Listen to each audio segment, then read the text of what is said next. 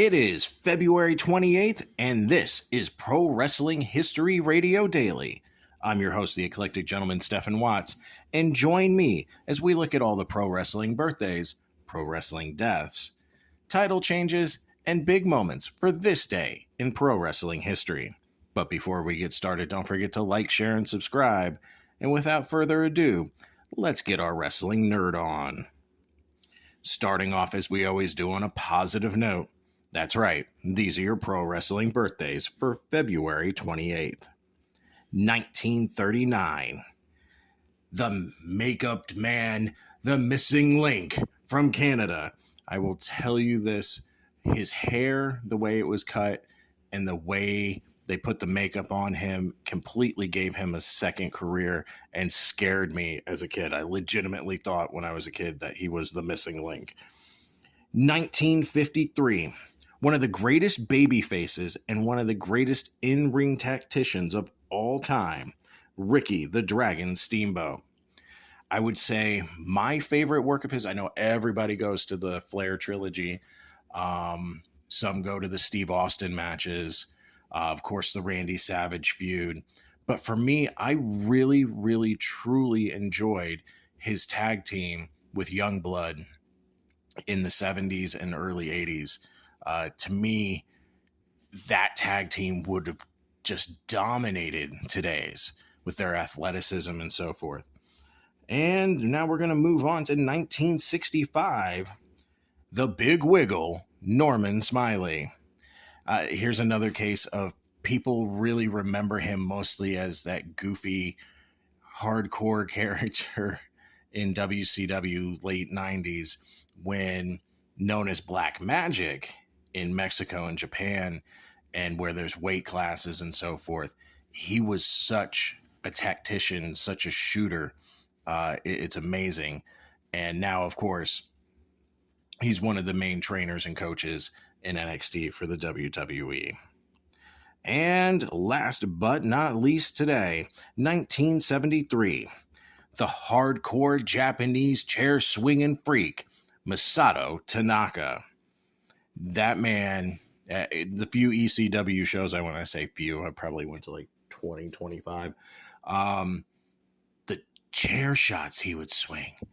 I talked to Balls Mahoney, God rest his soul, before he died, and he said nobody swung a chair harder than Masato Tanaka, even more so than himself, any of the Rotten Boys, anybody. So he swung his chair hard and took some hard chair shots as well. Of course, on the flip side of that coin, your pro wrestling deaths for February 28th. The man best known as Virgil, 2024. Now, again, everybody knows him either as Virgil or Vincent. Virgil, of course, in the WWF next to Ted DiBiase, and Vincent, again, next to Ted DiBiase, as a part of the NWO. But I first got to know who he was as Soul Train Jones in the Memphis territory, and his feuds in the mid 80s. He feuded with Chick Donovan, Tommy Rich, Austin Idol. He even challenged, believe it or not, for the AWA World Title with Nick Bockwinkel, and held the AWA Southern Tag Team titles with Rocky Johnson as Soul Train Jones. And I know he's always been a butt of the joke and a meme and so forth. The Virgil sitting at a convention and nobody in his line and so forth. But think about it. He had a 20-something year career. Got to wrestle some of the greatest of all time. He never was the main event, but guess who was always in the background standing next to that main eventer? Whether, again, it's Ted DiBiase or the hottest thing going in the NWO. So, you know what?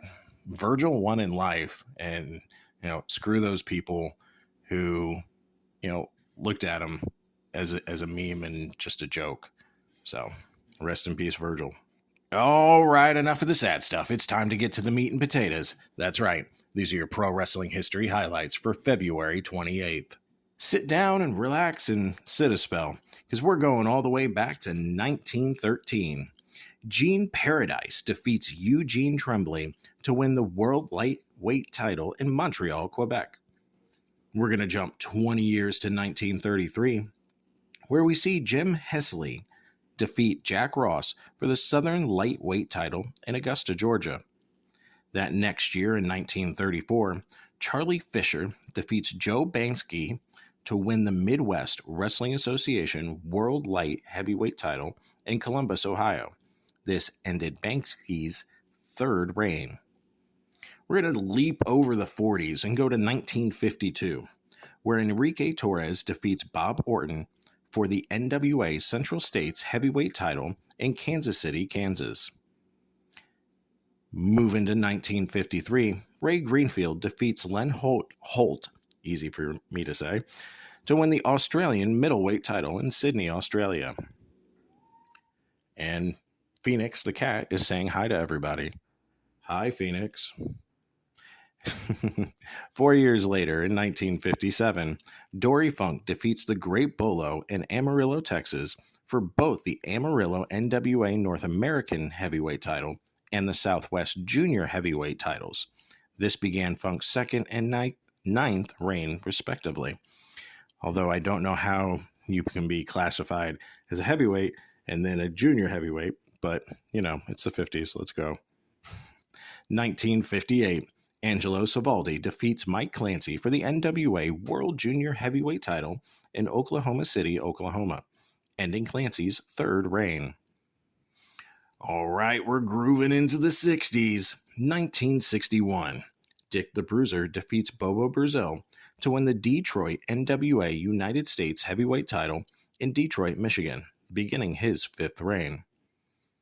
2 years later, Bulldog Brower and Johnny Valentine defeat Bruno Sammartino and Whipper Billy Watson to win the Toronto NWA International Tag Team titles in Toronto, Ontario. Of course, Bruno has a long-standing time in Toronto.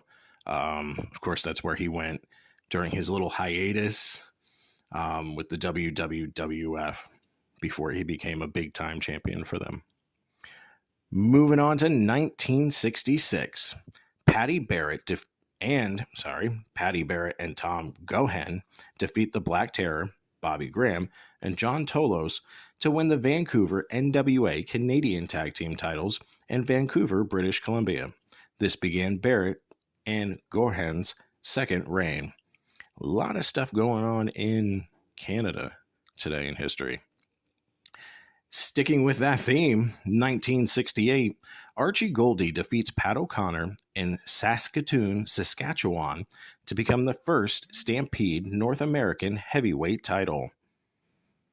1968, we're getting out of the cold weather of Canada and going to the warm weather of Honolulu, Hawaii. Curtis Iukea defeats Jim Hattie for the NWA Hawaii heavyweight title in Honolulu, Hawaii, ending Hattie's second reign and beginning Iukea's third. The last year in 1960s, 1969, Johnny Valentine defeats Dan Miller to win the NWA Texas heavyweight title for a third time in Houston, Texas. Staying in 1969, Dick Murdoch defeats Don Kent for the NWA Central States heavyweight title in St. Joseph, Missouri. Here we go, disco ducking it to the 1970s. 1971, Dutch Savage and Jonathan Boyd. Oh, sorry. Messed that up. I've been so used to the tag teams. Forgive me. 1971, Dutch Savage defeats Jonathan Boyd for the NWA Pacific Northwest heavyweight title, ending Boyd's second reign and beginning Savage's third. Staying in 1971, the Wrestling Pro defeats Bob Kelly in Pensacola, Florida to win the NWA Gulf Coast heavyweight title, ending Kelly's third reign and beginning the Pro's second. That next year in 1972, Tim Woods defeats Bobby Shane to win the held up Florida NWA heavyweight title. This was a rematch from February 15th. Moving on to 1974, Bob Brown and Lord Alfred Hayes end Jim Brunzell and Mike George's second reign as Central States NWA Tag Team Champions in Kansas City, Kansas. That next year in 1975, and we're making 4 stops in 1975. First, Al Madril defeats El Gran Marcus for the NWA Texas heavyweight title in Houston, Texas. Texas is ramping up there almost as much as Canada today.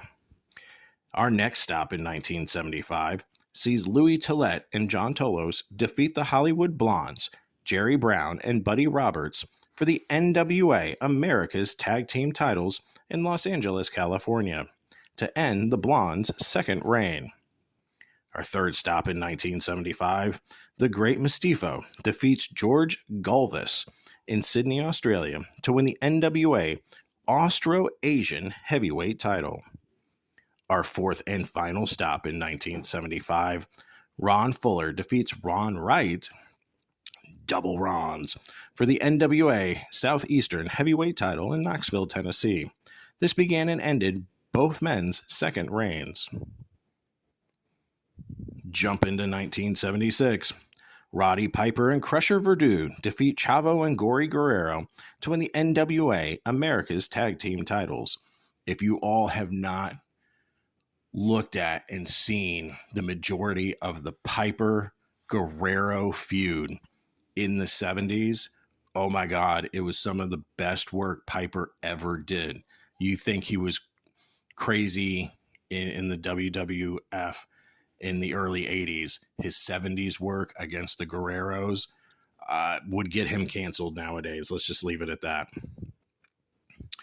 Going to 1977, Perro Aguayo defeats Ringo Mendoza for the Mexican National Middleweight title, in Mexico City, Mexico. Learn to read, Stefan. Read your notes, Stefan. 1978, Mike Graham and Steve Kern defeat Jack and Jerry Briscoe to win the Florida NWA United States Tag Team titles in Tampa, Florida, beginning their second reign. All right, moving to the best year ever. That's right, 1981. I was born that year. Los Pastors, Butch Miller and Luke Williams.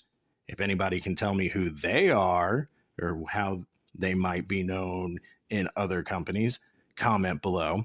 But they defeat Carlos Colon and Invader One for the WWC North American Tag Team titles in Puerto Rico.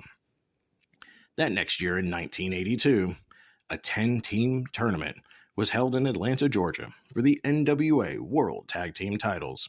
The title was vacated in December after Gene Anderson was injured in October, forcing he and Ole Anderson, God bless his soul, who passed away a couple of days ago, to give up the title. The tournament final sees Ole Anderson and Stan Hansen, of all people, wow, that's a tag team, defeat Jack and Jerry Briscoe to win the vacant NWA World Tag Team titles.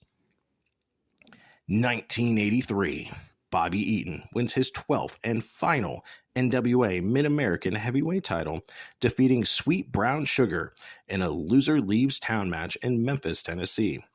Sweet Brown Sugar would return as the Masked Stagger Lee and is best known to you fans as Coco Beware.